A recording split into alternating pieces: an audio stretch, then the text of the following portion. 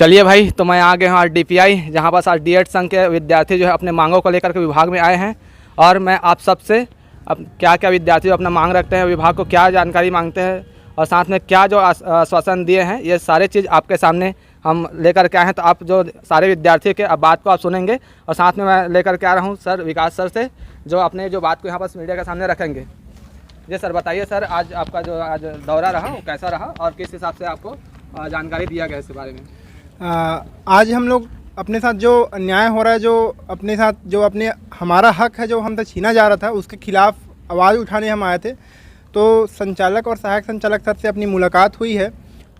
जो 2018 की अधिसूचना है NCT के द्वारा, जिसके द्वारा BED शामिल हुआ था सहायक शिक्षक देश भर में, तो इस नियम को सुप्रीम कोर्ट ने 11 अगस्त 2023 को रद्द कर दिया गया है। तो कौन सी नियम के साथ आप नियुक्ति के लिए तैयार कर रहे हैं, लिस्ट जो भी लिस्ट तैयार कर रहे हैं, आप नियुक्ति देने वाले हैं जो आगे देंगे? अगर नहीं देंगे तो बहुत अच्छी बात है, आपको न्याय संगत चीज़ें समझ में आ रही है। अगर आप देना चाहते हैं नियुक्ति, तो हम जानने आए थे कि आप किस बेस पे नियुक्ति दे रहे हैं। हमने NCT में RTI भी लगाई है। NCT खुद मान रहा है कि 2018 की अधिसूचना रद्द कर दी गई है। हमारे पास प्रूफ है, उस हमने ज्ञापन सौंपा है, उस ज्ञापन में अपने उस अटैच किया हुआ है।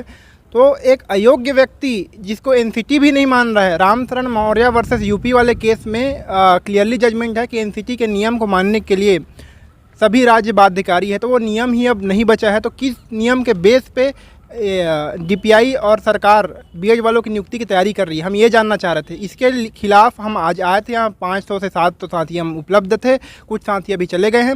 और हमने क्लियर रूप में बोल दिया है कि अगर आपने नियुक्ति देने की कोशिश की तो यहाँ हम अभी जो शांतिपूर्ण आंदोलन है वो उग्र कब होगा आपको पता भी नहीं चलेगा। हमारा अधिकार हमसे छीना जा रहा है, हम चुप नहीं बैठ सकते। इस चीज़ों के बारे में हमने बताया कि और जो 11 अगस्त का जजमेंट है उसमें 46 पेज के सुप्रीम कोर्ट के जजमेंट में बहुत ही क्लियरली मेंशन है कि BED और DED ये जो दो कोर्स है, उसमें जो सहायक शिक्षक के जो छोटे प्राइमरी टीचर के बच्चों की जो तैयार की गई है पेडागोजी की जो कोर्स है, तो वो ऐसी डिज़ाइन की गई कि पेडागोजी अपन सहायक शिक्षक के लिए केवल डिप्लोमा वाले लोग को ही ट्रेन किया जाता है। जैसे कबूतर लिखना है तो उनको सिखाया जाता है कि बच्चों को कैसे लिखा जाएगा। और जैसे हायर एजुकेशन के बच्चों के लिए BED को ट्रेनिंग मिलती है तो वो उनके लिए ट्राई है। जो डिप्लोमा है, diploma in elementary education 1 to 8 class के बच्चों के लिए है।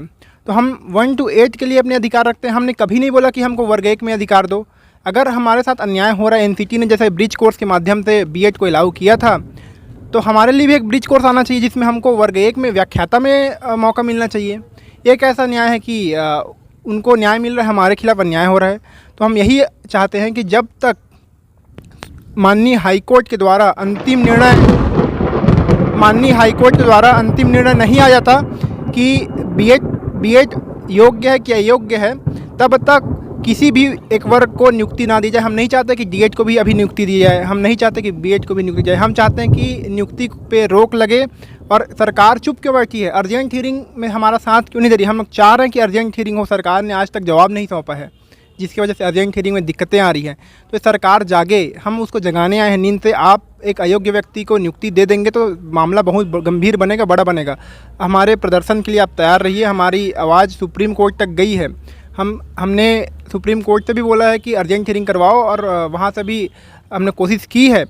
तो उसका यहाँ पे एक प्रोसेस चल रहा है। तो 4 हफ्ता का जो समय था जवाब देने का सरकार ने, उसमें आज तक जवाब नहीं दिया। आखिर ऐसा अन्याय क्यों करी सरकार? अगर सरकार DED के पक्ष में रहती तो आज अर्जेंट हियरिंग के लिए जो 4 हफ्ते का समय था उसमें अपना दस्तावेज जो जवाब देना था वो डॉक्यूमेंट के थ्रू दे सकती थी, लेकिन नहीं दिया। हम उसी अन्याय के खिलाफ आज यहाँ पे खड़े हुए हैं और भी साथी बात करेंगे। इतना लंबा बाइट नहीं लेते हैं, छोटा।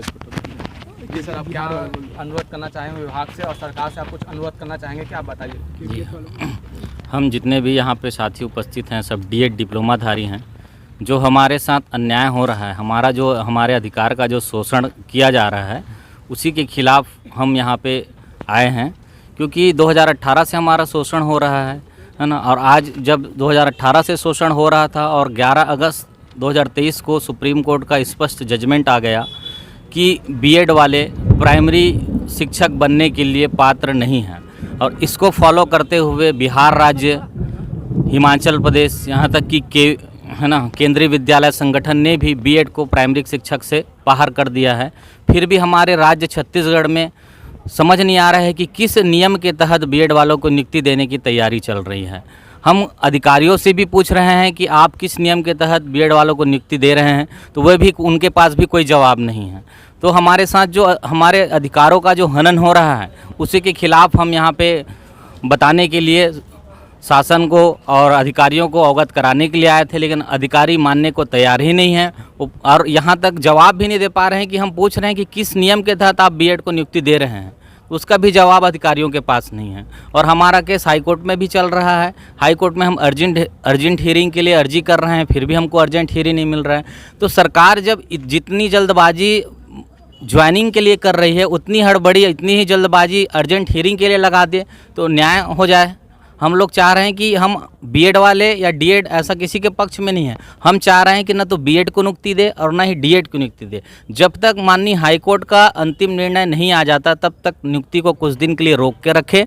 और सरकार जिस प्रकार से नियुक्ति देने में हड़बड़ी दिखा रही है, जल्दबाजी दिखा रही है, उतनी ही जल्दबाजी हाईकोर्ट में अर्जेंट हियरिंग के लिए दिखाए और अर्जेंट हियरिंग करवाए और जो पात्र हैं उसी को नियुक्ति दे। क्योंकि अपात्र, ऑलरेडी बीएड अपात्र है सुप्रीम कोर्ट के 11 अगस्त 2023 के जजमेंट से, अपात्र व्यक्ति को नियुक्ति कैसे दे सकते हैं। हम यही चाह रहे हैं कि जब तक हाईकोर्ट का अंतिम निर्णय नहीं आ जाता तब तक कुछ समय के लिए नियुक्ति को रोक करके रखे। और सरकार से, शासन से, अधिकारियों से भी हम यही गुहार लगाते हैं कि जितनी जल्दबाजी वे नियुक्ति में दिखा रहे हैं उतनी ही जल्दबाजी हाईकोर्ट में अर्जेंट हियरिंग के लिए दिखाए, ताकि पात्र व्यक्ति को मिले और पात्र व्यक्ति को नियुक्ति मिले। इतना ही कहना चाहता हूँ मैं।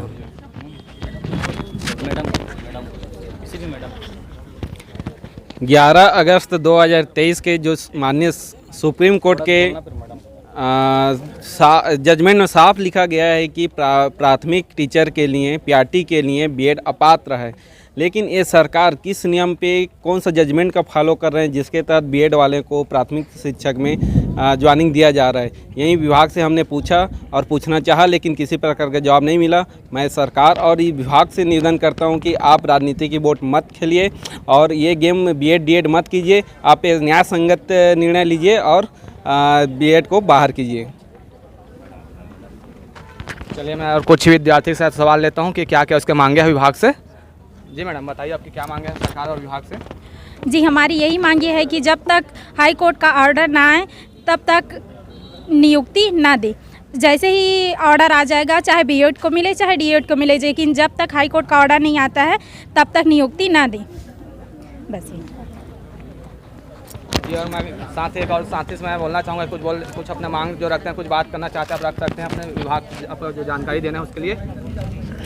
सर, ये बहुत से लोगों के भविष्य का मामला है और साथ ही हम बेरोज़गार के भविष्य का मामला तो है ही, साथ ही जिस स्कूल में जाएंगे वहाँ के बच्चों के भी भविष्य का मामला है कि उनको गुणवत्तापूर्ण शिक्षा मिले।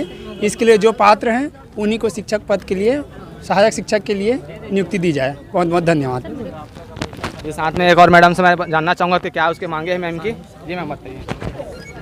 मैं सरकार से यही अपील करती हूँ कि जब तक फैसला ना हो किसी की भी नियुक्ति ना दे। बस मैं यही सरकार से अपील करती हूँ। सारे देख सकते हैं यहाँ पर जो साथियों ने अपना मांग को रखे हैं, विद्यार्थियों ने सरकार और विभाग से। अब देखते हैं विभाग और सरकार अपने इस विषय में क्या संज्ञान में लेते हैं और क्या डिसीजन लेकर